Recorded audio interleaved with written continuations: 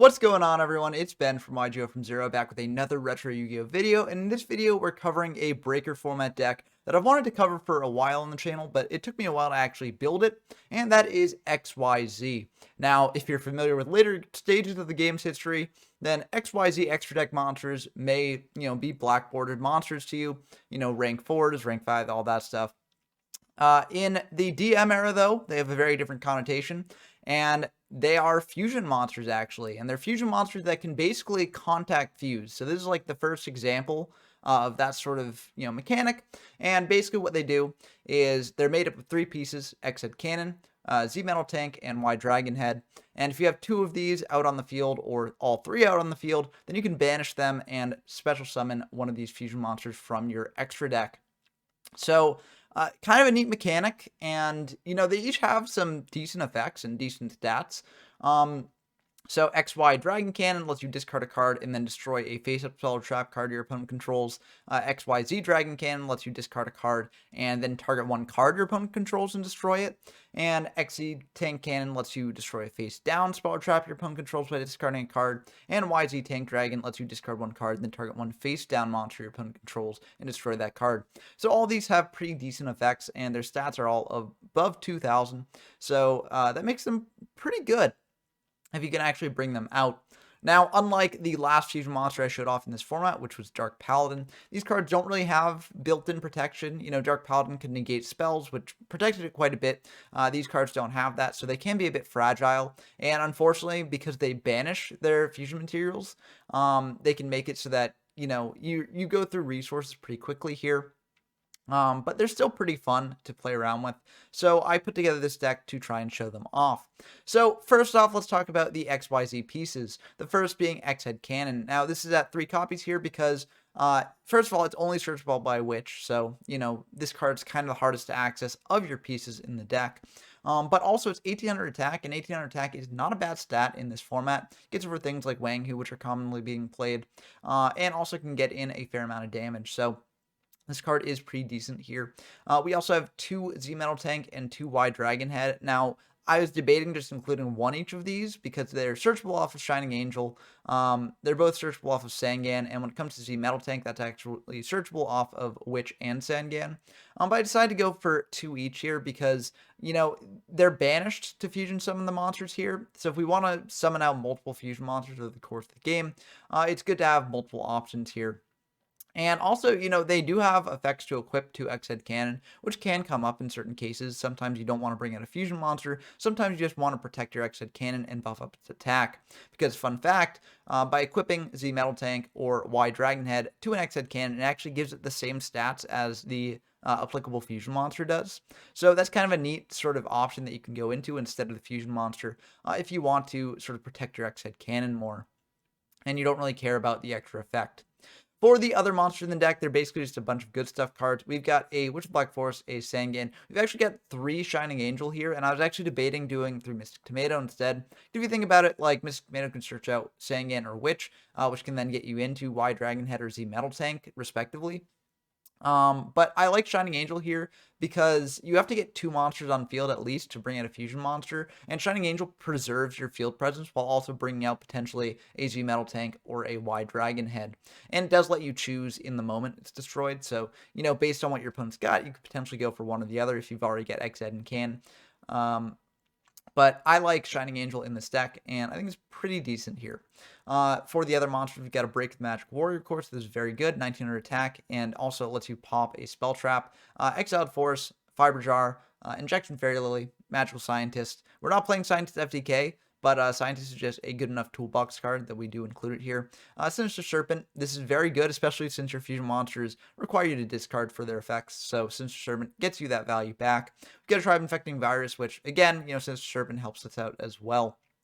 Now for these spells, we've got Change of Heart, Confiscation, Darkhold, Liquid Duo, Graceful Charity, Harpy's Feather Duster, Mirage Nightmare, Monster Reborn, Triple MST, Painful Choice, Pot of Greed, Raigeki, Snatch and Forceful Sentry. None of that should look too strange if you've seen other decks in this format. But a spell that might seem interesting here is Limiter Removal.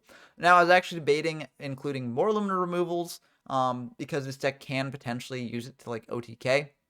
But we're only playing like 7 machines.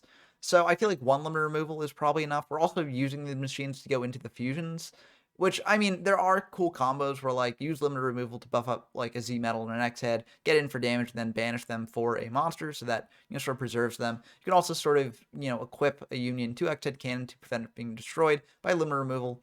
I believe that's how it works. But I mean, I don't know. This card seems kind of win more because you also have to have the monsters on field already. And in that case, you're already in a pretty decent position. So I only have one of it here. In future iteration of the deck, maybe you want to bump this up or replace this with another card. But I like it at one copy. I was also debating including a frontline base in this spot instead, but frontline base has even less targets than limit removal, as there are only 4 Union monsters in your deck, and while it can facilitate your fusion combo, if we're bringing them out off of Shining Angel anyways, I feel like frontline base is kind of unnecessary, so that's why I didn't include it here. So I think limit removal probably is the better option here. And then for the traps, we've got a Call of the Haunted, Imperial Order, Mirror Force, and Ring of Destruction. Now, for the side deck, we've got Triple Wanghu, which is very, very good against Scientist FTK, so that's why we've got it here. We've got Triple Raigeki Break, which is also good against the Scientist sort of decks and disrupting their combos. We've got a Heavy Storm here for more spell and trap removal. We've got double limit removal in case we think that we can, do pretty good going for like a full machine OTK sort of push. These can be very, very nice. We've got Double Nobleman and a Ceasefire for more flip-focused decks. And lastly, we've got 3 Royal Decree, which can come up against certain burn strats. This can just shut down their back row entirely. For the rest of the fusion deck, I mean, this doesn't really matter because at this time in the game's history, you could have unlimited fusion decks. So the way that we've been playing it in like tournament play and competitive play is that, if you need a fusion monster that you didn't actually put into your extra deck, you can sort of like proxy it and bring out another card to represent it instead. But, we just have it here. We generally sort of maxed out on the most number of fusion monsters we could see coming up just to sort of have their stats lines as a reference. But yeah, so like we got Dark Balter, Darkfire, Dragoness, Fiend Skull Dragon, Reaper on the Nightmare, Roaring Ocean Snake, Ryu Senshi, Super Robo Lady, Super Robo Yaru, Thousand Eyes Restrict, and of course we've also got all of our XY, XYZ, all those monsters as well. So that's going to do it for the deck breakdown. I'm really excited to try out this deck and see how it plays in action. So let's dive into the games and see how it does. Okay, we've got a game against History of YGO 1. It's been a while since we've actually had them in one of these videos, so pleasure to have them on here. We're playing the XYZ Dragon Cannon deck. They say hi, YouTube. Hi back. And we do lose the Rock, Paper, Scissors, so we will indeed be going second here, which is a bit unfortunate. But we do draw a pretty good opening here, so I'm not complaining too much about that. They're just going to set 2, pass back to us. We draw MST, so we could just shotgun the MST, get in for, with our Witch or our Injection Fairy Lily, but that's a bit too aggressive. We can just set our Witch, set the MST, set the Ring, pass back to them. And they're going to go for a Giant Trunade here. And I think I actually make a bit of a misplay. I just blind fire the MST on the back row, figuring like, okay, if this is like a Scientist deck or something, then they could have potentially set like Last Will or another powerful spell as a bluff there. And so I just want to sort of deprive them of potential normal spell. But if they had Giant Trunade, they probably wouldn't have, set a card that was important to their combo. So I should have actually saved the MST here, especially because there are some other decks besides Scientists that do use Giant Trunade, and playing the MST now really disadvantaged me against them. But I go for the MST. It's a Raigeki break, so yeah, it wouldn't have actually been that good there. But they flip up a Cyberjar, and we do get Tribe, plus some pretty good spells, so that's pretty nice. But they also get a fair amount of good stuff here, and they reveal that they are on burn. So, this is where the MST really did cost me, because MST on Chain Energy would be really, really nice here, but unfortunately it didn't quite work out that way, and now we have to sort of play through burn quite a bit, which is a bit annoying for us, especially because we have a full hand for those secret barrels, so a bit unfortunate here. But, it is what it is. And the burn matchup is kind of a rare one. So, you learn every time you play against these sorts of things. And now I know for the future not to just blind snipe with the MST. So, our opponent's going to add all of their burn spells to hand. They've also got Reaper on field, which means that, we won't be able to try before battle phase against that Reaper. So that's kind of annoying. We do have Dark Hole to clear it, but that's kind of rough in its own way. So they're going to set 3 Fire Chain Energy, and we top deck the best draw we could have possibly gotten, which is Harpy Feather Duster. So we're just going to fire that, and they are just going to chain Double Secret Barrel into Ceasefire. We will be taking a lot of damage here as we have a lot of cards in hand, but I think this was the right thing to do here. We're now going to go for the pot. We draw Comfy, which is kind of interesting. We don't really want to use the Comfy necessarily because there are a variety of things they could just draw or have that just kills us if we Comfy here. So we got to actually consider some things. We also have a potential line where we Monster Reborn, bring out Witch, pitch something to pop the Witch, search out another monster from our deck, and just get super aggressive that way. So there are a couple lines that we have here. But I think what I'm just going to do is I'm just going to blow up the board with Tribe. I'm going to pitch a Fiber Jar and a Lily, both of which I think are the worst cards to have in hand right now. Fiber Jar because, you know, we're not going to reshuffle the deck and give our opponent back their burn spells when we're at 2,000 life points. And Lily because we have 2,000 life points, so we can't actually use it. So we're going to Tribe Pop. We're going to go for Monster Reborn, targeting the Witch, bring that back for a bit of extra damage there. And we're just going to get in for 2,700. And maybe it was correct to, you know, pitch a card, pop the Witch, bring out a bigger beater.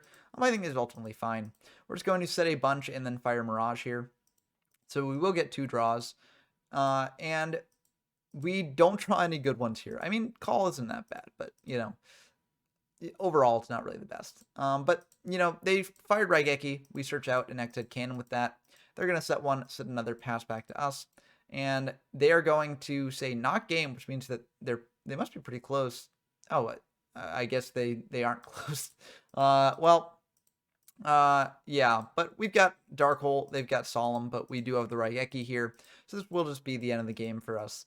So I guess they're probably trying to bluff that they had, you know, like Secret Barrel or something like that. But luckily for us, you know, we do have game here because of that Solemn. And this will indeed be a pretty convincing game 1 there. Now, we did top deck the Harpies, which is pretty lucky on our part. But to be fair, like, we do have a fair amount of spell and trap removal in this deck, so it wasn't the most unlikely thing to draw spell and trap removal there. But yeah, that worked out pretty well for us. Going to game 2, we side in the Royal Decrees and also the Heavy Storm, because those are pretty good. I think we side out the Injection Fairy Lily. I think we side out the Fiber Jar as well, I believe. And then the other 2, I think I sided out one Z Metal Tank. I don't know exactly what I sided out, but I think it was Z Metal Tank and maybe... No, okay, we kept in the Fiber Jar, so... Yeah, I really need to remember to take better notes on this sort of thing. But, yeah, they're going to go for Swords and Chain Energy there. We have the MST, so we're just going to hit the Chain Energy. Get that out of the way. You know, we won't have to deal with it. Unfortunately, they do have this Imperial Order here, so that will stop our Graceful Charity. That's kind of annoying. Luckily, we do have this Fiber Jar here. And so we feel pretty good about this because we can just sort of reset the board. They are slightly less life points than us right now, so that's pretty nice. They do have another set, though, so maybe that could change. But we're just going to flip the Fiber Jar, try and go for it. They do have Secret Barrel, so that will indeed inflict some damage to us. We couldn't have really gotten around that. But, you know, I still feel like we're in a pretty good position here. And that hand is also extremely good. Graceful plus Sinister. Whew, that is a pretty great opener there. We're just going to fire the Graceful now, draw 3, pitch a Sinister Serpent, pitch a Z Metal Tank as well. We do have the Reborn to bring back the Z Metal Tank to go into XZ Cannon if we want. Although XZ Cannon is a bit less good than like XY Cannon, because XY Cannon pops face-up, spell, and traps, but, you know, we can't always get the ideal pieces that we need. We're going to hit in with XZ Cannon, set a Dark Hole here, pass back to them. They are going to fire Graceful Charity, that is fine by us. And they're going to draw 3, then they're going to pitch 2, which is a Solemn and a Lava Golem. They're going to set 2, fire an MST on our set, which was Dark Hole. That's why we set it, to bait out something like that. And I feel like, you know, that's pretty good. We got Raigeki in hand, which is better. And we've also got a monster on field. They're just going to set 1, fire double Chain Energy, and that is very annoying for us, as we will be taking 1,000 every time that happens. We're going to think about this a bit. We're going to pay 1,000, bring out Breaker. This can allow us to pop some in their back row, but unfortunately they are going to ring us when the counter's up. So yeah, we will take 1,900 from that, which is a bit annoying. We're both at 3,600, which is kind of funny how that worked out. We're just going to pay 1,000, go for the Raigeki here. Unfortunately, they do have IO, so that will stop that. But ultimately, I feel okay about this. We're going to now set 2. Now that the chain energies are shut off, we can do that without paying. And now we have access to these 2 very powerful spell cards for when the Imperial Order does lapse. We're going to hit into their Sangan, and they will get a search of a Fiber Jar, which is kind of annoying for us. But, not much we could really do about it. They're going to pay 700 to keep the IO up, set 2, pass back to us. We draw an MST here. We're just going to set that. I mean, we don't need to set it because we know what they've got, but, it's good to practice for when Desk Wall is up, I guess. We just attack into their Fiber Jar, shuffle everything back, and we feel pretty good about this. I think that's what they kind of had to do there. But, it kind of worked out pretty poorly for them. Luckily for them, we had to go to the battle phase to do that. So we won't be able to get in for more damage this turn. And they sort of refreshed their burn spells, so they could definitely draw certain things that could potentially allow them to win here. Luckily for us, though, we draw a Decree, which, we decided in 3 decrees for this reason. We're going to set a Z Metal Tank, set a Snatch Steal, set a Decree, and we're going to also set this Dark Hole pass back to our opponent. The reason I set the Dark Hole as well, maybe it's a bit greedy, but I figure if they've got Heavy Storm or Harpies, we probably lose either way here. And so I figure might as well go all in and also deprive them of, like, if they've got Desk Koala. But, I mean, I don't know. Desk Koala does take some time to work, so, I could have set it next turn. I think maybe this was a bit greedy on my part. They're going to go for pot, set 3, set another pass back to us, and then in their end phase, we're going to fire a Royal Decree. And so that will shut off all their traps there. Now, this could potentially backfire on us. If they've got an MST set, then they could potentially MST target the Decree and enable them to get in some traps. But I feel like this is worth the risk because we do know that they're on Solemns from game 1, and it's good to just shut them down because Solemn on the Decree would have been pretty bad for us. But we are going to think about this a bit, and we're just going to go for Breaker here. We're going to keep it at 19 because we do know Desk Koala is in their deck, and it is indeed a Desk Koala. So, we do manage to get over that and attack in for 1500 with the Z Metal Tank. So they are going to just bring out a Lava Golem over our monsters, but ultimately that's pretty fine because they don't really have a good way of dealing with this Lava Golem, given that their traps are shut off by this Royal Tribute. Now, if they've got Scapegoat, that's pretty rough. And so what we actually are going to do here is we're just going to attack him with Lava Golem, because if they do have Scapegoat, then we have to basically fire Dark Hole, and we want to keep our Shining Angel to attack in next turn. Unfortunately, they don't have Scapegoat, it's just Book of Moon.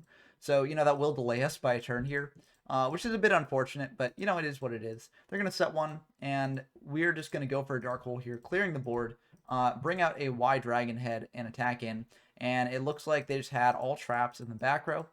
Which can happen against burn decks, which is why Royal Decree is a very good side deck card against them. But that was a pretty convincing 2-0 for the XYZ Dragon Cannon deck here.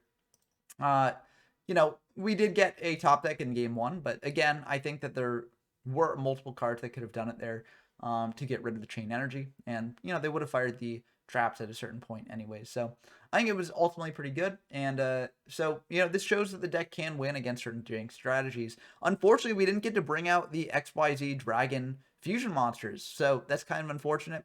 Hopefully in the upcoming games, we actually will be able to go into some of those. Okay, we've got another game against History of YGO 1 because, I wanted to get a sort of more meta matchup for this deck. So they're playing a sort of Scientist build. Although they actually forgot to bring an extra deck, but, again, it's fine because proxy cards exist in this format. But if you do bring a Scientist deck, please do bring an extra deck. It really does help out a lot and make things a lot easier.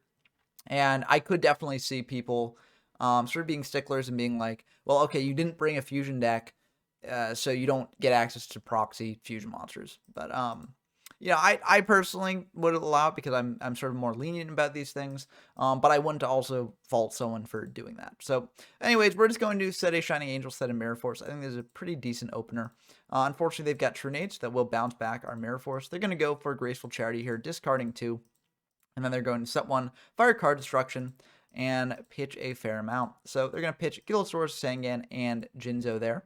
And we pitched a fair amount of cards as well, which is kind of unfortunate, but we do draw into a very, very good hand for later. So if we survive this turn, I feel like we're in a pretty good spot. They're going to go for Gillosaurus here, fire Last Will. And we have to think about what we're actually bringing back from Graveyard, but it won't actually matter because they do have the turtle there. We just need to see that they are indeed on Scientist in the deck, and that will be the end of the game.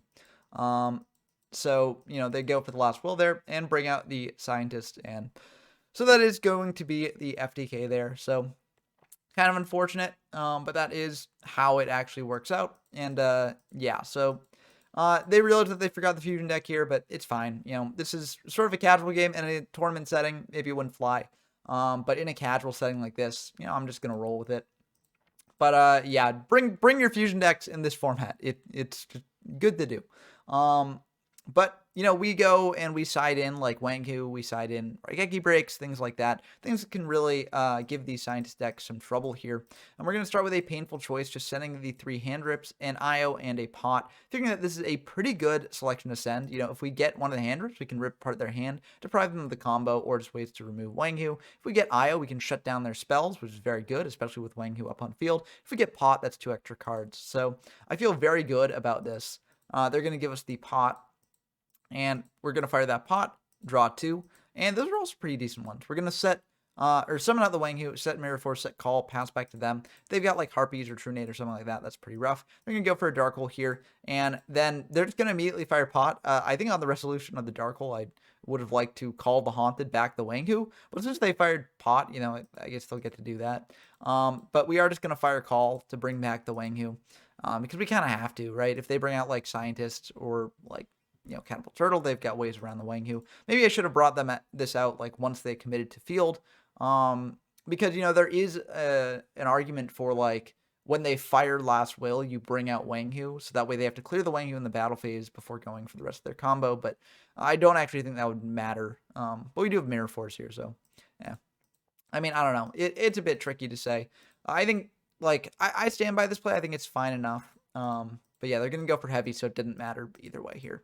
They've got Reasoning. We call 5, and they hit a Mother Grizzly, so that's a 4. We can tribute that for a Catapult Turtle, go for a Last Will, and that will indeed be the end of the game.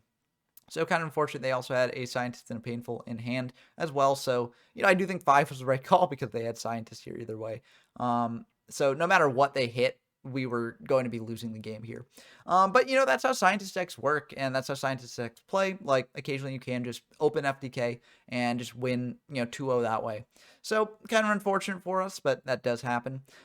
This match was very short, so we decided to go into another match with this, you know, sort of deck matchup to see how it does, and to see if this XYZ Dragon Cannon deck can actually get some wins. Okay, we've got our second game against the True YGO1, where they're playing the Scientist deck. Let's see if we can actually win the XYZ matchup here. But this is a pretty great opener. I mean, we open Forceful. Unfortunately, we lost the Rock, Paper, Scissors, so our opponent is going first. So if they do have a way to pull off the FTK, then we do lose. Luckily for us, they're just going to set one pass, and I feel pretty good about that. We're just going to bring in Exile, pop their set, and then go for a Forceful here. Seeing what they've got, and we see that they've got Scientist, Witch, Reasoning, Mystic Tomato, and Gillosaurus here. It's a bit of an interesting hand there. Now, we could take, like, the Reasoning, deprive them of getting a monster out of the deck that way, but Reasoning kind of hit or miss, and knowing what they've got in hand, we can sort of call based on that. We could deprive them of the Scientist, if that's very strong, but Witch or Tomato can just get into Scientist, so I'm not the biggest fan of that. So what I'm actually going to send back is the Witch, as I feel like it's more versatile at getting more things out of the deck. We've got Reborn to bring back Exile to pop the Tomato, so I feel fine about that. But yeah, I feel ultimately okay about this. We're going to set the Snatch Shield, pass back to them. We didn't see any Spell and Trap removal in hand, but if they draw Spell and Trap removal, the Snatch Shield would have eaten that anyways, so I feel fine just setting it as a bluff. They're going to go for Reasoning. We call 5 because we know about the Scientist in hand. Unfortunately, they hit a Tomato, so that messes with our math a little bit because we were playing on Monster Reborning the Exile to pop their Tomato. Now they've got 2. So this does mess with our math a little bit, but we'll take 14 there. They pass back to us, and we've got this MST here. We're just going to set the Y Dragon Head, set an MST, pass back to them. We do this because we don't want to attack into the Tomato, let them search out like a Sangan or something and get off to the races. And Y Dragon's Head 1600 defense is kind of tough for them to get over. So I feel fine about doing this. They're going to go for another Reasoning. We call another 5 because we still know about the Scientist in hand. And they hit a Scientist, so now they've got 2 Scientists to play around with. Luckily, this does kind of work out well for us because we can Snatch Steal their Scientist, which is pretty good. They're going to go for the Scientist now, you know, bringing out a Thousand Eyes Restrict, or the proxy for that is, and then that will, you know, suck up our Y Dragon Head, proceed to the next stage of the turn, and pass back to us. I think it might have been better for them to go Balter here, hit over our set, but I guess that plays into Mirror Force, so I see why they'd go for the Restrict instead. But that Mirage is really, really good here. We're going to, oh, they do take 200 from attacking into a defense specific monster here.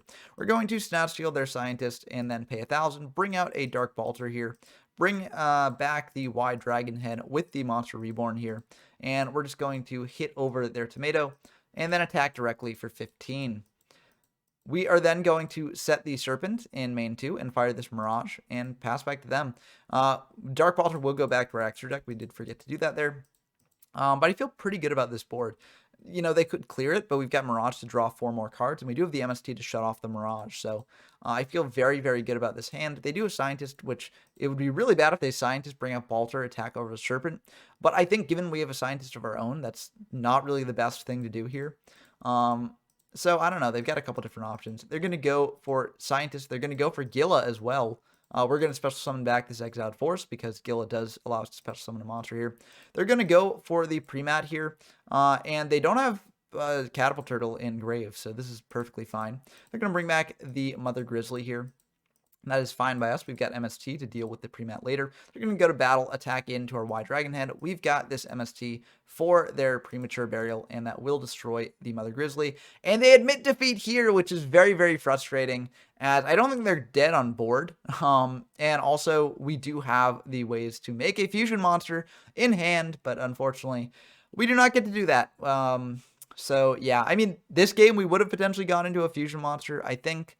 We potentially, actually, we might have had game here. If we tributed off the Exiled Force for Gilasaurus, then, you know, brought out another monster with Scientist, like the 2100, or we probably would have brought out, oh, we can't see that, but we probably would have brought out Super Robot Yara, which would have gone up to 2200 attack, attacked into Scientist for 19, I guess 18 plus like 15. Yeah, no, okay, so there wouldn't have been a reason to go into the fusion monster, and yeah, they didn't have anything to set here. But still, we could have gone into it, and we unfortunately were not allowed to do that, so that's unfortunate. I wanted to show that off for you guys here, but alas, sometimes it happens that way. And that is kind of a flaw with playing this sort of deck, is that oftentimes you wind up in a winning situation before you actually go for your combo.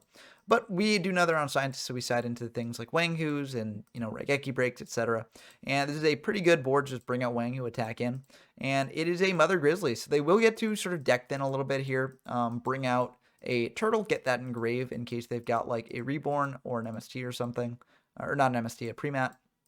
But we are going to set our MST. We're going to call 6 because if they hit like a Jinza, they can get over Wanghu, and we don't want to lose the Wanghu.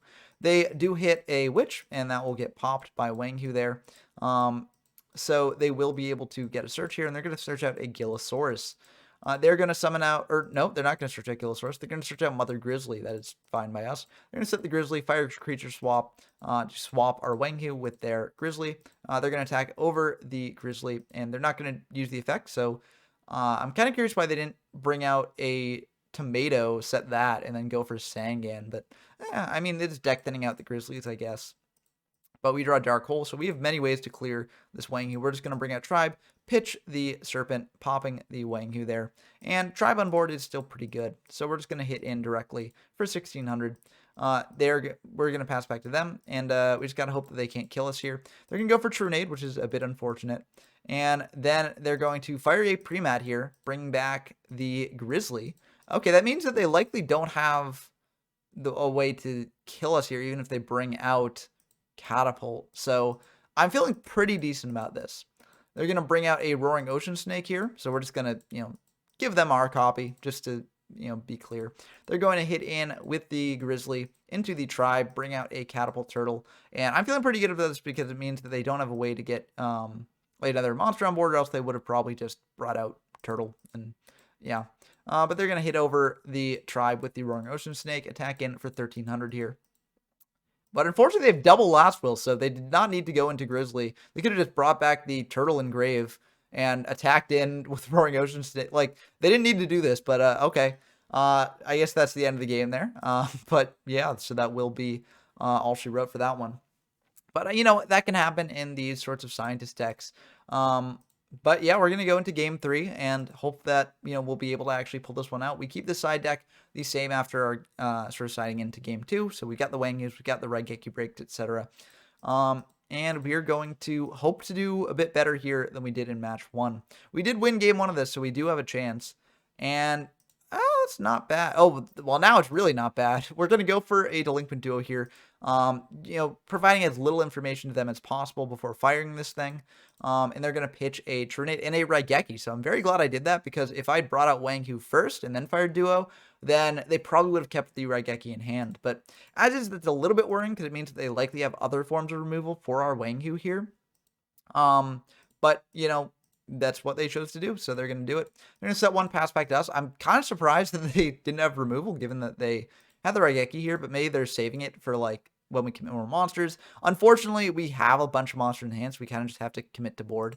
But we're going to hit over their set with our Wang Hu here. I figure they probably don't have a monster with over 1,600 defense.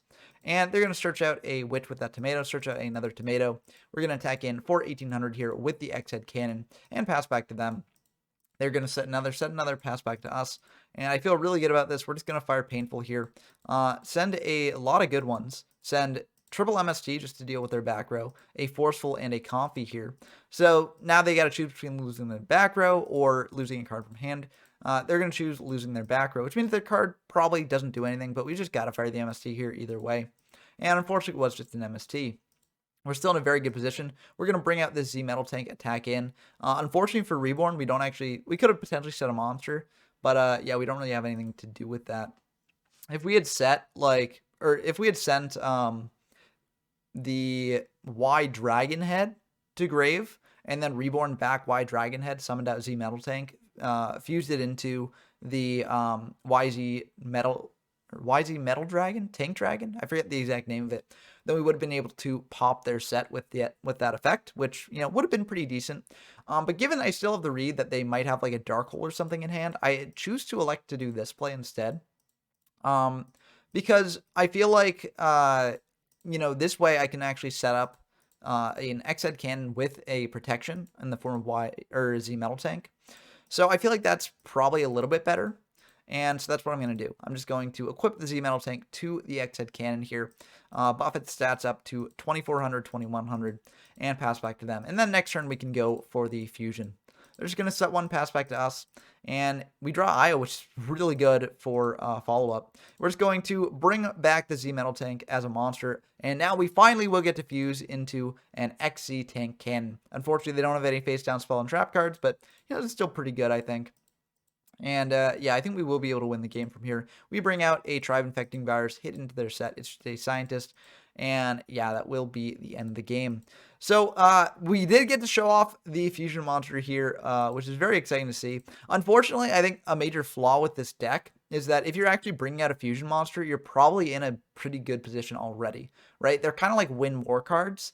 Like, the one situation I can see it actually coming up is if you have a set Shining Angel, they attack into it, you bring out one of your, Y Dragons or Z Tanks, and then you summon out another fusion material and fuse into something.